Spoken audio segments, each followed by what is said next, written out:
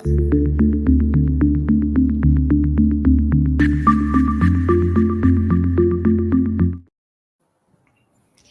afternoon and welcome to Biztech Asian Midday Market Watch. I'm Samantha Woon and my co-host here, Jeffrey Halley. It's Wednesday, the 3rd of April, and our guest today is Glenn Yin, Head of Research and Analyst at AETOS Capital Group Proprietary Limited, coming to us from Australia. Glenn, good afternoon. Good afternoon to you, Sam and Jeff. It's great to be back again. Yeah. Great to see you.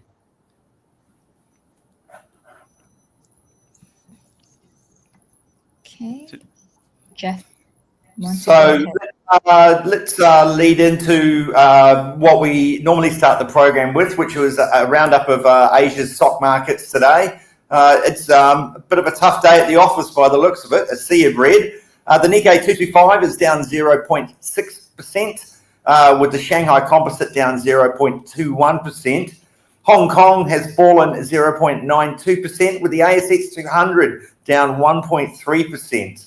The Kospi in South Korea is down 1.16%, with Singapore falling 0.69%, and Kuala Lumpur's KLSE falling 0.48%.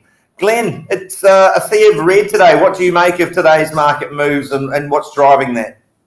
Yes, Jeff, indeed, a sea of red, or like you said a bit earlier, it's a train wreck. It's apparently we're taking a very weak lead from Wall Street. The return of inflation, as the mainstream media have portrayed it, and the escalation in the Middle East region have given more pressure on the return of inflation. That's why we're seeing this terrible sea of red. And on the ASX, I can see that our tech sector is down by about 4% at lunchtime. So it's a train wreck, Jeff.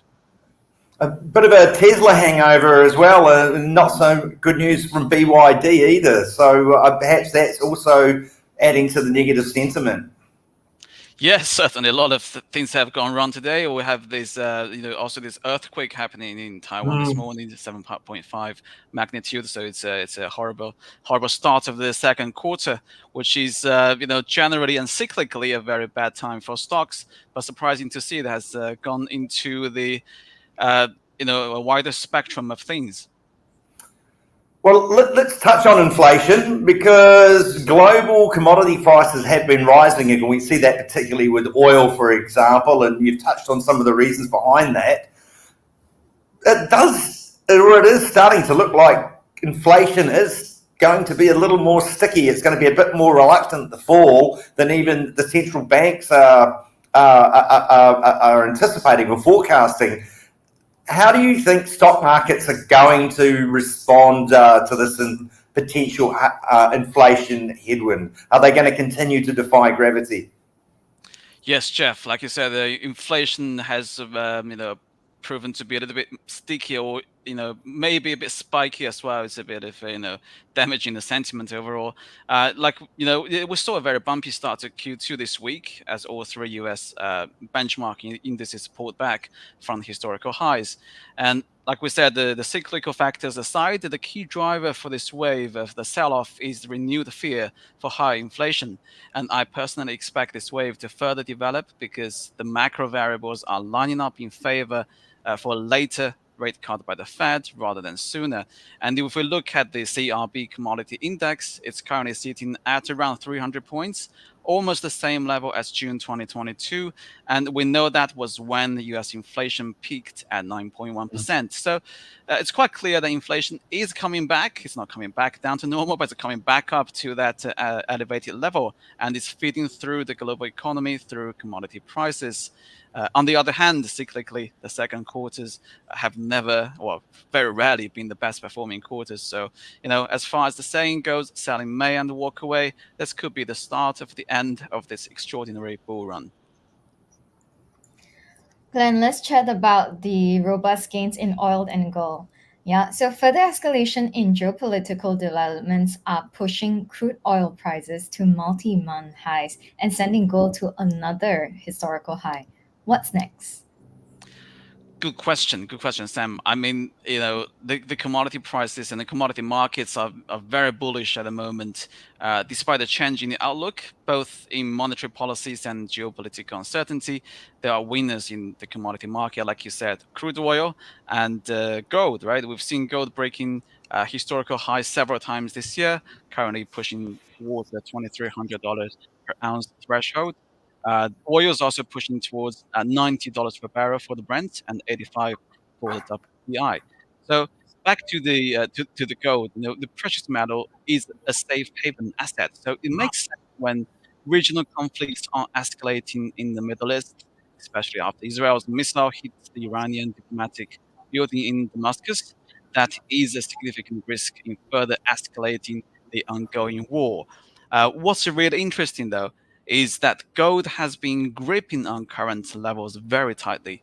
If this was without the geopolitical conflicts, then we would more than likely see the price under strong pressure because rate cuts are being pushed back again and again. And the USD, the strong USD is never a good friend with gold. And this does consolidate the view that commodity markets are still highly bullish on the yellow metal. So if we touch on central banks for a moment again, now it does appear that inflation is slowly falling, as you said, but certainly it's either coming to a grinding halt right now or it's slowing much more slowly than expected.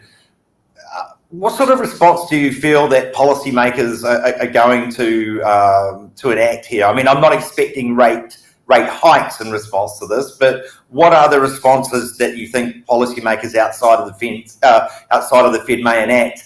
And more importantly, do you think markets have started adjusting their pricing to reflect the fact that inflation may be around quite a bit longer than originally anticipated? Yes. I think that's the key, right, Jeff? I mean, as much as we would love to see rate cuts, the fact appears to be the contrary. We're seeing Fed cuts being pushed back from March to June and now possibly to July as the probability gradually drops. We're seeing the 2-year Treasury yields back about 4.7% again. In contrast, it was just sitting at 4.2% in early Feb. So things have changed a lot in a short period of time. And this is not just the US, right? The global supply chain disruption from the Suez Canal to the Red Sea, and they're putting lots of pressure on the transportation and the insurance costs. The only alternative route is to divert your fleet around the Horn of Africa, but then that means you'll probably say hello to the friendly pirates from Somalia, and most importantly, all of these costs will be passed on to consumers in the form of inflation at some stage. So yes, I think markets are gradually adjusting their expectation. Despite that extreme optimism, I can still see some of that residual left in the market, but I'm expecting this to be unwind together with the cyclical trends in the coming months. So once again, I'm personally seeing lots of downside risk in the equity markets. Okay, Glenn, thank you so much for your insight. Yeah, it's my pleasure. We've been speaking to Glenn Yin, Head of Research and Analyst at AETOS Capital Group Proprietary Limited.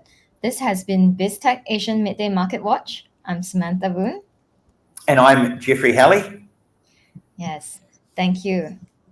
Thank you. And this video and podcast will be on our website, www.biztechasia, as well as our social media platforms. It will be on our syndication partners' TV stations, radio stations, and website. Thanks for tuning in.